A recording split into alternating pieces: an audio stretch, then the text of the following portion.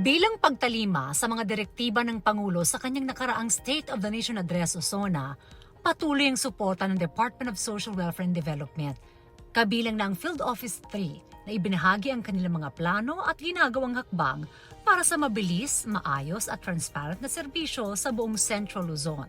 Dito sa Central Luzon ay patuloy na aagapay sa lahat ng mandato ng ahensya upang maibigay po yung pinakamabilis na social welfare programs and development initiatives na mandato po ng DSWD.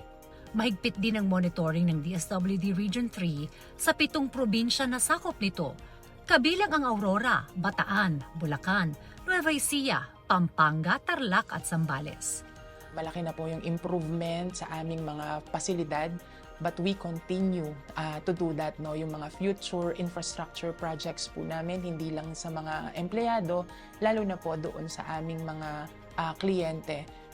Pagdating naman sa pananalapi, siniguro ng ahensya na nanatiling top priority ang kumpleto at transparent na pamamahala sa pondo. Ang role namin sa Financial Management Division is to ensure na lahat ng babayaran namin sa mga beneficiaryo, sa mga service providers natin are with complete supporting documents dahil iniiwasan po natin ang ating mga disallowances at AUPM dito sa Field Office 3. Isa sa mga pinakamalaking focal initiative ngayon ng rehiyon ay ang pamahagi ng Unified Package for Livelihood, Industry, Food and Transport to Uplift Assistance Program. Nauna nang naabutan ng tulong ang mga nasa Subic, Zambales at Lubao, Pampanga. Tuloy-tuloy ang kanilang pamamahagi sa kasalukuyan. Kinokolekta na rin ang impormasyon ng mga benepisyaryo para sa mas mabilis na digital transfers. Binuo po itong hybrid digital payout dito po nagsimula sa Region 3. Ito po ay naglalayo na mapabilis yung mga payout activities, patuloy po na ibigay yung pinakamabilis na serbisyo sa ating mga kababayan. Dahil sa dami ng mga programa at tungkulin ng ahensya, mahalaga para sa kanila na tiyaking sapat at nakahanda ang kanilang workforce. Nasa 3,000 mahigit na tayo, 3,393 na personnel.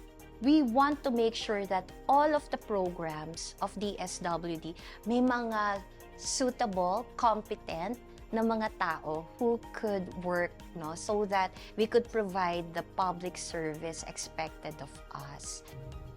Isa rin sa mga pinagtutuunan nila ng pansin ang mental at physical health ng kanilang mga personnel sa pamagitan ng mga pasilidad gaya ng leisure and recreation lounge.